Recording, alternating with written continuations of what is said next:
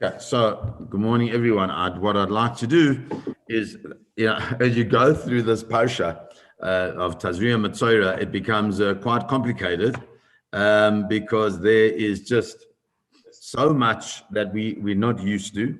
So what I'd like to do is to try and find something that kind of resonates with us in some way, so that we can, just take something home from Tazria Matzora. As I say, it's not the easiest, but it's about Baruch Hashem, because of the complication in it, we can find things that are important for us to learn from and to take lessons from. So, if anybody has been listening to my daily little vort that I give, you might hear a bit of repetition, but it won't be total repetition. So let's start. So if you look at the parsha begins, just to give a structure of the parsha. The way the parsha begins is that it starts with the birth of a child. It says, Ishaki Tazria v'yalda Zachar, if a woman gives birth to a son, and then it tells about the bris milah after 8 days, and it speaks about the tumah, the spiritual impurity that comes with birth, and it's a whole story that goes through, but it's specifically focused around birth. And then immediately after that, it starts speaking about if a person finds all these different types of sores on their body and they have tzarat. So tzarat is a spiritual affliction, let's call it, a spiritual affliction that comes upon a person for various reasons, and it's not 100% sure what those It's not 100% clear what those reasons are. Why would a person have to suffer the affliction of tzarat? And tzarat is not leprosy as it's translated. It's a spiritual affliction, which we'll try and understand what causes it and where it comes from. But the first thing I want to look at, before we look at anything else, is to try and understand what's the connection between the birth of a child and tzarat. They seem to be completely separate things. So if I would say to you, why does a person get tzarat? That what would your gut response be? That's my question. What's your gut response? Please feel free to answer. Why would a person get tzaras? What do we get tzaras from? You're all going to tell me the same answer, I'm sure. Lashon hara, that's what Lashon hara. Absolutely. Everybody knows that's what we are taught. You get it from Lashon hara. You get tzaras because you spoke ill about another person. Now that makes this even more profound. So what has a birth of a child got to do with speaking ill about a person and getting afflicted with some spiritual malady? So the Rabbi Tatz has got a book called World Mask. And in this book, he writes something that's really beautiful and it's really important. And he writes the following. He says that we need to understand that the human being from a hashkafic point of view is divided up into two, the upper part and the lower part. That's why we know that by the Hasidim, they wear a gartel. The gartel is there as a physical representation of the separation between the upper part and the lower part. From a halachic point of view, so why don't we wear it? Why don't we, the normal Ashkenazim, wear it? Because from a halachic point of view, as long as you're wearing trousers, pants, something with a belt on or something like that, so then it's considered as if you've separated the lower part and the upper part. You have to have that separation. But we do it in a more kind of, practical way.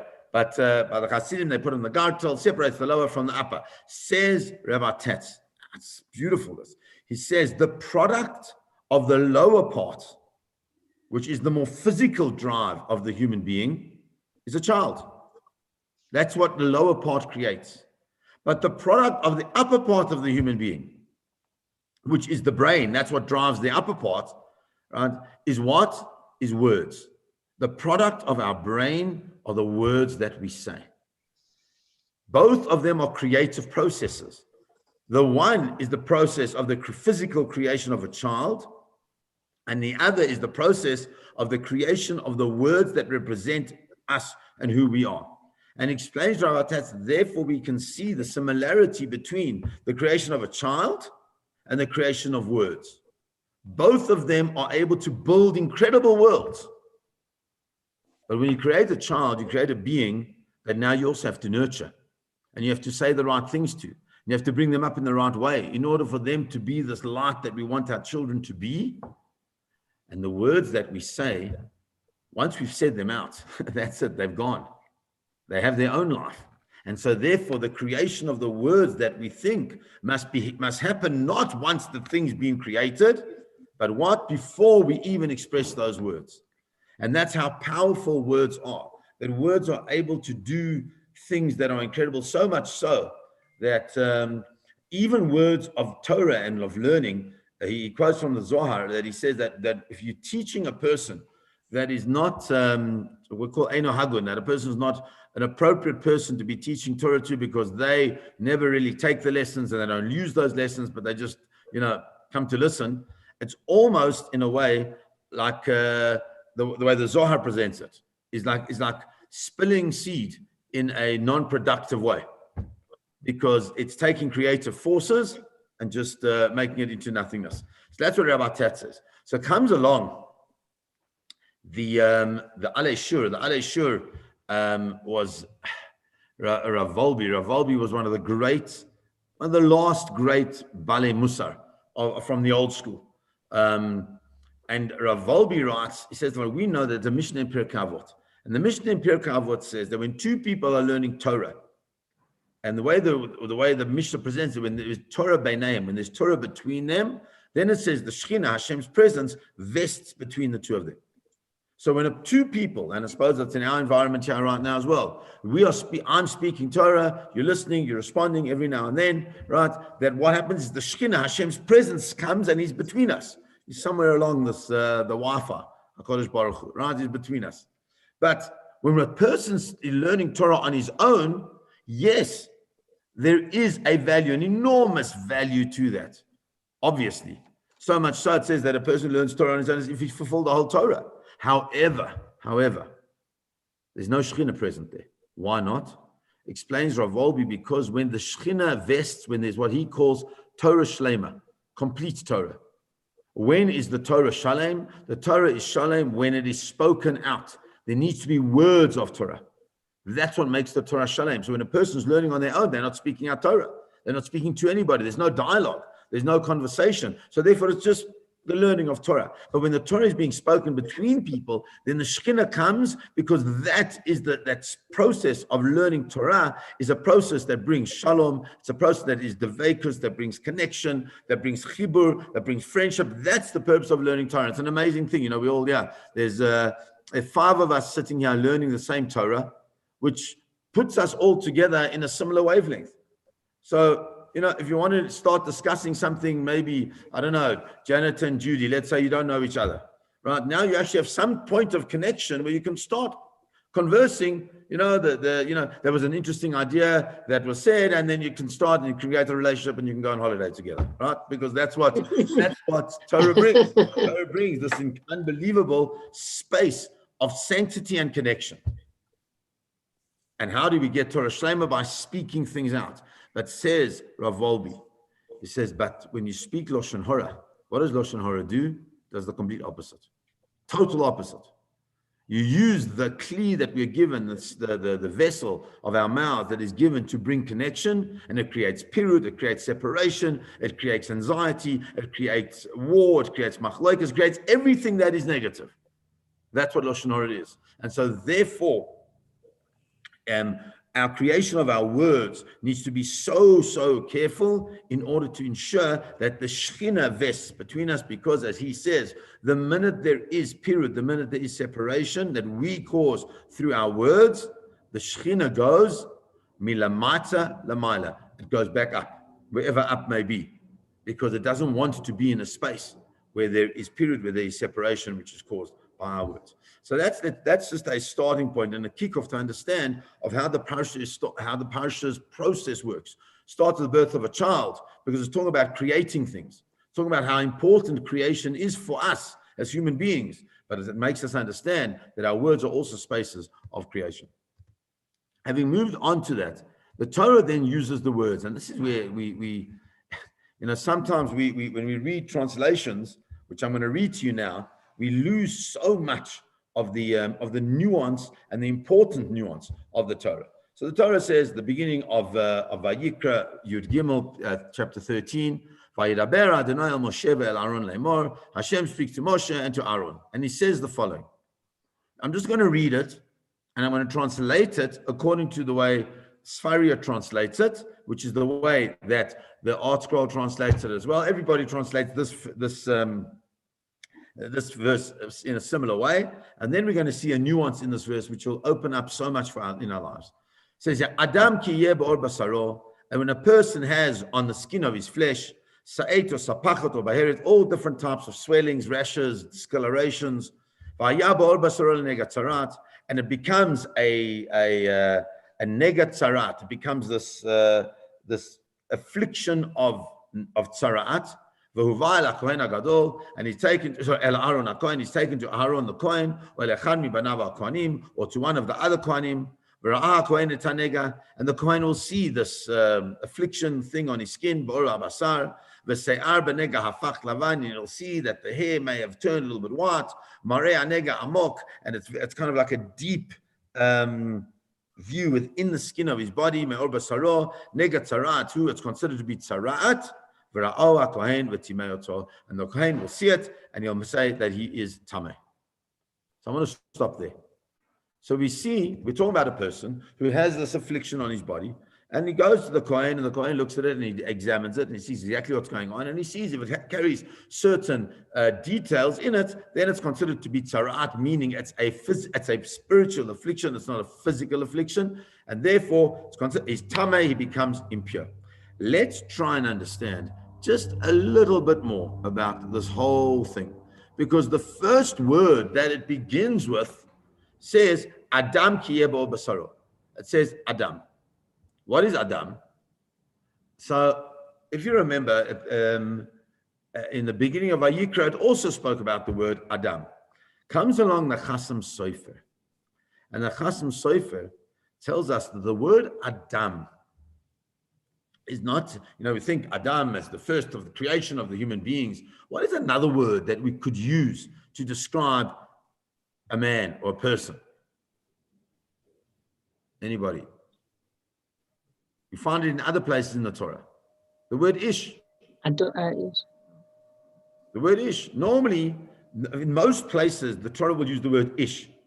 Ish means an important type of person. Adam, says the Chasam Sofer, and we're going to see that there's a major machlokes between two people here. But the Chasam Sofer says Adam, he quotes from the Gemara in Sota, where Chazal say that the word Adam is what's the word? It's an abbreviation where you take the first letters of the name. So it's Aleph, Dalet, Mem, which is Loshen Shiflus. It indicates a low level. Afar, Dam, Mara. That it's a low level of the dust of a person's bitter blood, and therefore that's why it's called Adam. When Adam HaRishon was created, he was called Adam b'Yom Baram, on the day that he was created. Why was he called Adam? Because at the time that he was created, all he was just this creation. He had achieved nothing. He had nothing. Aval achar kach, k'shemashlim atzmo ba'avodas hayotzeh, that after Adam had worked on himself and had started serving HaKadosh Baruch Hu, and it's not talking about Adam HaRishon, it's talking about the great people within our history as who become great, that he's able to take the physicality of his creation and lift it up into Kedusha, into sanctity. Chanoch was one of the great characters which you don't know much about, that is mentioned in Bereshit. Moshe we know about. Eliyahu, what were they able to do is nehefach gufam hagashmiut leruchniut. They were able to take their physical bodies and make them into spiritual bodies. Azai ein shmo Adam. So when such a person moves out of the space of the physical Adam that was created, but is able to elevate themselves through consciousness, through spirituality, through connection to Hashem, they no longer are called Adam, they're called Ish. Ish. So therefore we see that when the Torah says, the Chasam Sofer, refers to the human being as Adam, it's referring to a human being that has not yet developed themselves to remove themselves from the gashmius, from the physicality, into the ruchnius, into the spirituality. And it's because of that the person has not yet worked on themselves to get them to that point. It's because of that they're going to do the things that are going to cause them to get this tzarat. So what are the things that cause tzarat? So we spoke about Lashon Hara, but the Kli Yakar quotes from the Rashi right at the end in Metzora, that the Kli Yakar explains that there are 4 reasons that a person gets tzarat. What are those? Not the 3. But he quotes, the Gemara says there are a number of different reasons. He says the following. He says that there are that the reason why the parsha is connected to the concept of birth and brit milah, he says, is because that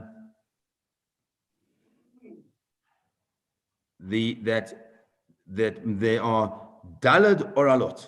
There are 4 different types of orlas. Orla is like a covering. The orla is the foreskin, but it's a covering that needs to be removed in some way in order to ensure that the right things happen. So he says there are 4 types of orlas. There is number 1, the orla of the peh, the orla of the mouth. That when it means that a person removes the orla of the mouth, it means that they're careful in the way that they speak. So that's part of it. Also, there's the orla of the manner in which we see people, the orla of our eyes. Do we see people in a way that is positive, or do we see people in a way that is negative? And he goes through a whole conversation. He says there's an orla of the sfatayim, there's the orla of the lips. How do we speak? Do we speak in a positive way, in a negative way? Do we use vulgarity, or do we speak in an appropriate, proper way to make sure that our mouths, that the things that come out of our mouths are not everything? And then obviously there's the orla of desire, which is reflected in the normal brit milah, and that's the orla for money, the desire, anything that you want, anything that is physical. And so therefore, says the Kli Yakar, that this whole process of tzarat is all based on these 4 different things. Why is it that a person speaks Lashon Hara? Why is it that a person, when they speak Lashon Hara, why are they getting a tzarat? Why all these things are happening? And he says it's very simple. He says because we need to understand that when a person has a desire for something that is not theirs, or has jealousy for someone because of something that they have that they don't have, then we start speaking ill about them. Then we desire that which they want, and when we desire that which they want, we may steal something from them, either in an overt way or a covert way, in some way of that. And so, therefore, says the Kli Yakar, that if we look carefully, we'll understand how the whole process of this tzarat happens. What happens is that a person comes and he sees on his skin these lesions or whatever they may be, goes to the Kohen sees them, and the Kohen declares him to be Tameh. After he declares him to be Tameh, then what did he do? It says that the Kohen says to him, he's got to go into isolation. He's got to go into like lockdown. And he goes into this isolation for 7 days. What's the purpose of going into isolation for 7 days? Because after the 7 days, the Kohen then looks at him and he says, maybe the tzarat is still there, and maybe it's not. But if, the way that the Torah says, Vara'oh Kohen b'yom hashvi'i, and the Kohen will see him on the 7th day, and he can see that it's still there. It hasn't changed. And it hasn't in any way spread on his skin. So then he goes back for another 7 days. He looks again at after another 7 days. So it's 2 weeks. This nega, this thing has disappeared. And maybe it hasn't spread. Then what? And the Kohen says to him, you are now tahor. You're now pure. And then he goes through a process of just becoming clean. However,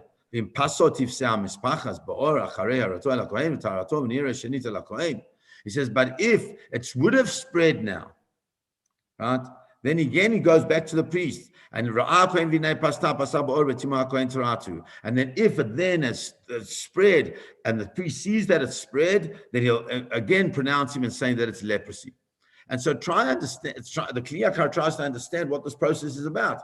You recognize that there is something there that could be leprous, and you put him away.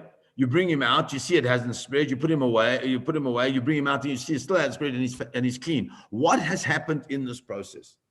And says the Kli Yakar, he says you have to look at the words. Adam kiyeh ba'or b'saro sa'eto sapachat. What is it that causes this leprous thing? Is because this person's an Adam, in the way the Chasam Sofer wanted to tell us, is that within himself, he has not worked on himself, and so therefore what is really happening is that his evil, his rishut, his negative traits are actually coming to the fore. They're actually being exposed by the Ribono Shel Olam's giving him of this tzarat. And why does he go into this process of isolation? He goes into isolation in order for him to have time to think about the fact that nobody wants to be in isolation. We've all been through this process for the last year in some way or another. None of us want to be in isolation. And when we are in isolation, one thing we crave more than anything else, I think most of us crave, is just connection with other people. I've got a friend, I went with him for coffee the other day. So he says to me that COVID for him is the best thing that's ever happened. So I'm thinking, what do you mean? He said, no, because I just don't like being with most people. But most of us like being with people. Most of us like having friends. Most of us like engaging. This man is no longer engaging, or this person, let's say, is no longer engaging with other people because of something deep-seated within him. And so therefore he has to go through a process of cleansing. And that process of cleansing can only be done when he's not the person that he normally is amongst other people. That's the way the Kli Yakar understands it in one way. He also then says that later on what happens is that everything becomes revealed. He gets put away and then it gets opened up. If a person, it could be on the house, it could be on his clothes, it all becomes revealed. And the purpose of that is because if the person has tzarat, because if he doesn't work on himself, if he doesn't realize that there is a need to engage with a wider world on all of this, but he's prepared, he wants to stay the same person that he is, then it needs to be revealed. Why, says the Kli Yakar? To make sure that people don't engage with it. Because there are so many people, we all know them, some of them we don't know, because that's the point, who present themselves in a certain erlich way. But underneath, they are undercutting, they are backstabbing, and they are not presenting themselves in the correct way. And it's very difficult to know that. I had a friend also, so I tell you all my stories, but I have a friend who was working with a person who was known to be an upstanding person in the community. But he took him for millions. And every time he tried to approach the people around us, you can't tell this guy's he's a special person, he's a big tzaddik, he gives a lot of money to tzedakah, he was giving his money to tzedakah, not his own, right? But we don't always see what is revealed. And so says the Kli Yakar, that part of the process of tzaras is to reveal that which is hidden by the people that are coming across in that way. And I think that that's such an important part or thing for us to understand, that Chazal understood that people may present themselves as Ish, but in actual fact, they're Adam. And we may never know. And that's why there are certain times where we understand that Lashon Hara is absolutely asur. You're not allowed to speak Lashon Hara. You're not allowed to speak even well about another person. However, and there's always a however. However, if you know, for example, that a person, my wife employed somebody at her school in Cape Town many years ago. She was approached by the Jewish community space to give this woman a job. So she gives this woman a job, and it's lovely and it's fantastic and everything. But then they notice that there's money missing. There's always money missing, and somehow things are costing more than they should. And eventually they do a full audit of all the invoices, and they find that she stole 150,000 rand over 2 years from a school. That's a lot of money. So Natalie said to them, well, why don't you tell us? Did you know about this? Of course we knew it, but we knew about it. It happened something similar before. So why don't you tell us? Oh, we didn't want her not to have a job. So that's an issur d'oraisa, by the way. When it comes to a situation where you know that a person has a penchant for theft, then you have to tell the people that you're putting them in touch with. We have to reveal that which we have to reveal.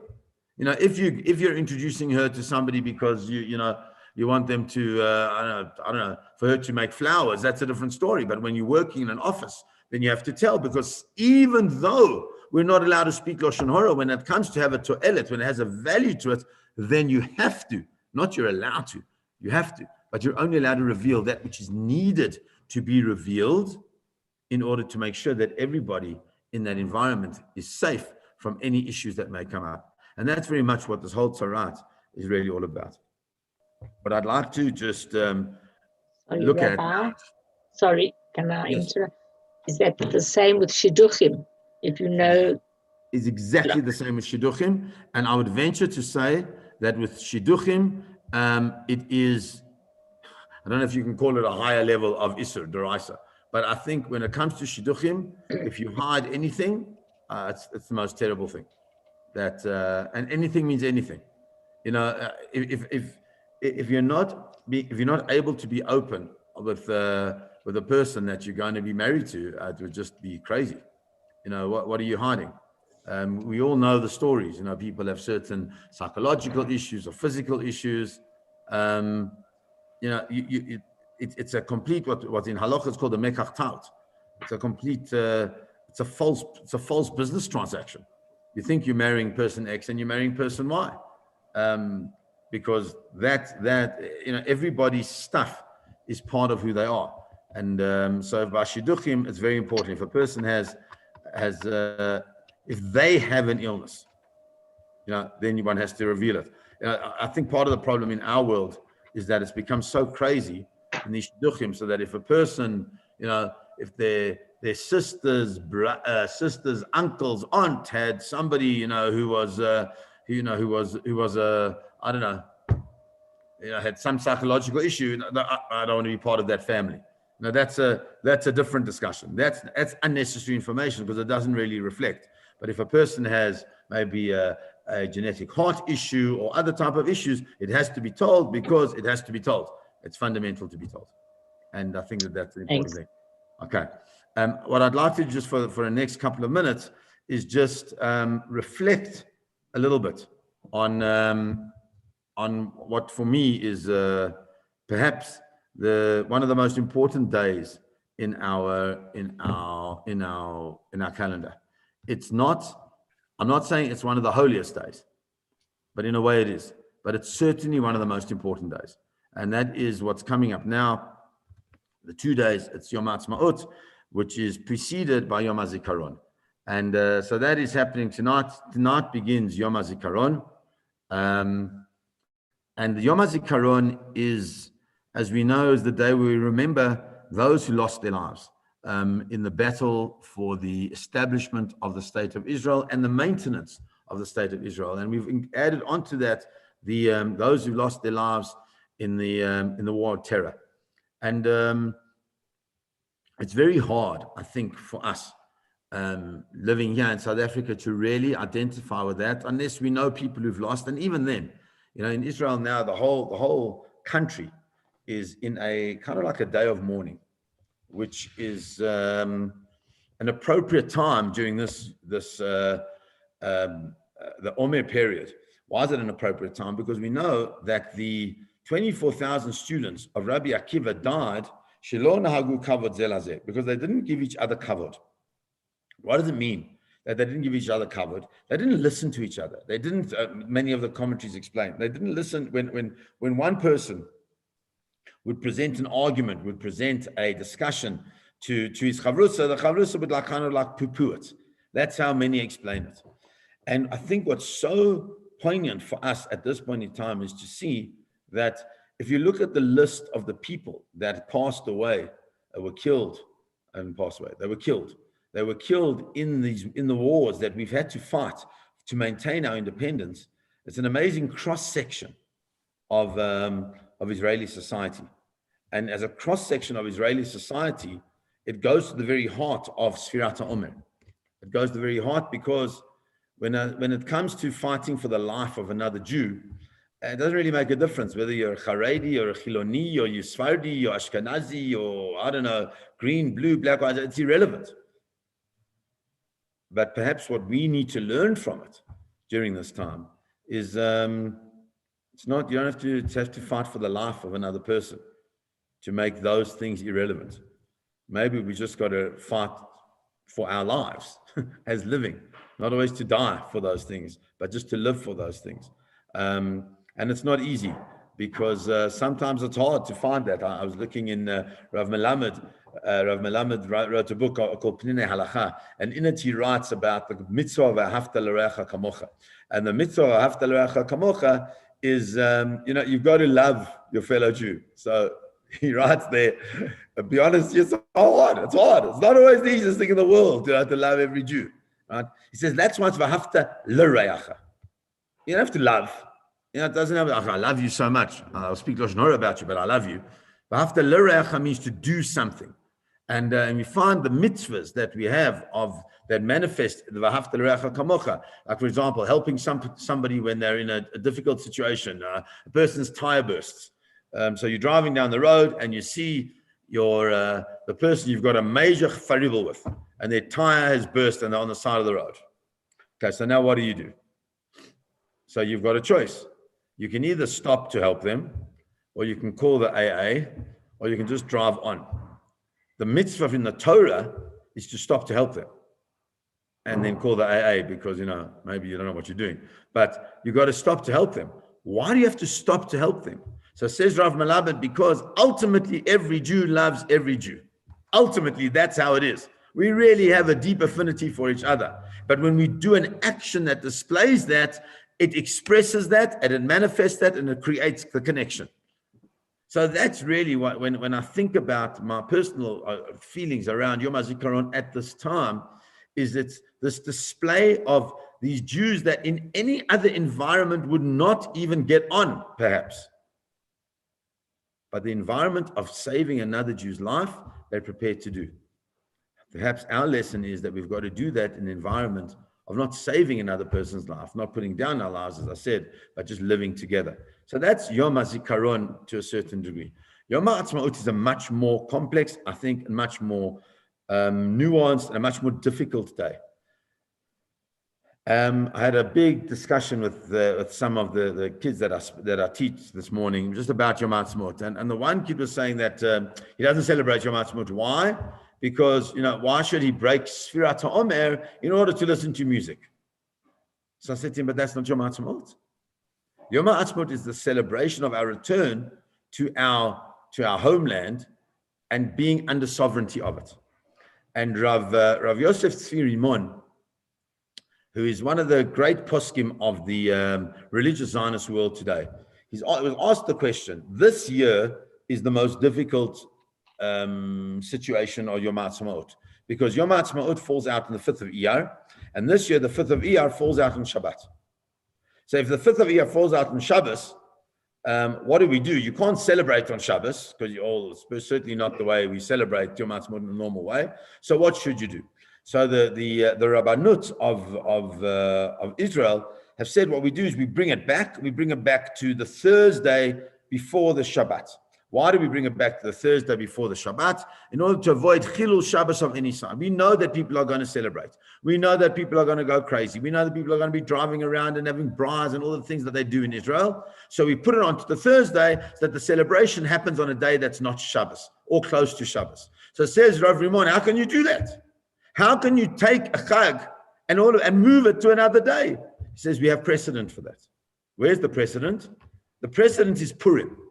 Because when Purim falls out on Shabbos, as it did this year, on Erev, this year it was a Shabbos in Yerushalayim, but when it falls out on Shabbos, we don't read the Megillah, we bring it back a day.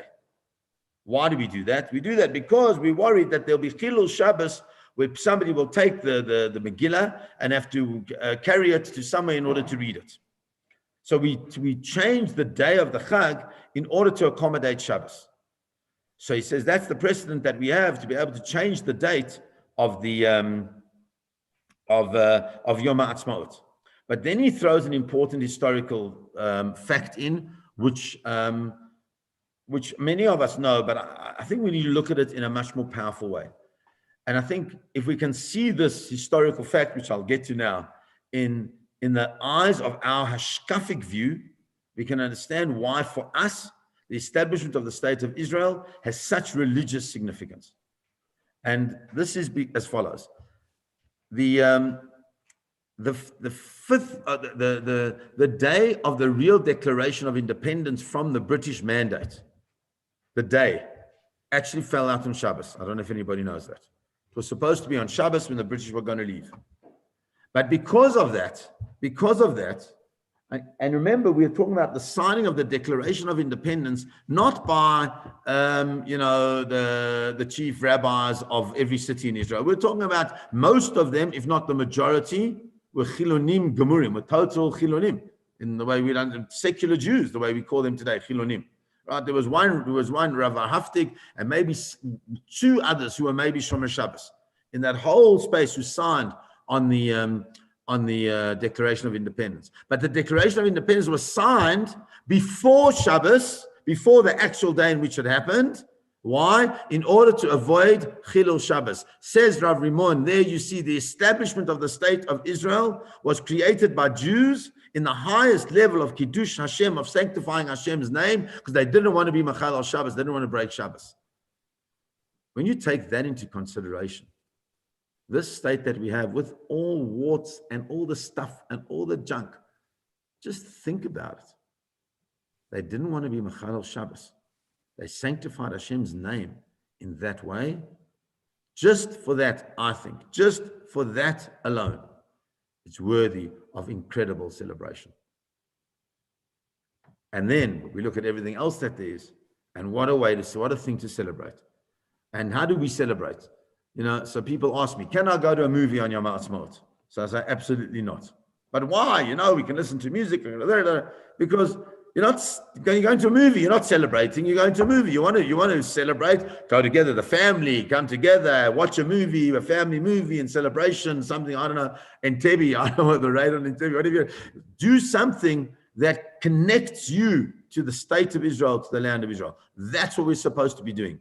That's why we're supposed to be having a Sudat Hoda'ah. We daven Hallel, we daven a festive davening, we do things as in celebration of the miracles wrought by the Ribono Shel Olam in the same way as we do on Pesach. And for many say that in the modern world, the modern festivity of Yom HaAtzmaut is like Pesach, and Yom Yerushalayim is like is the consolidation of it all in the is like Shavuot. And so therefore, as we go into these next 2 days, which on the one hand are extremely sad but very meaningful, into the next day, which is extremely joyous and happy, and also very meaningful. Let's not forget who we are, what we are, and what we represent. That it's all thanks to the Ribono Shel Olam.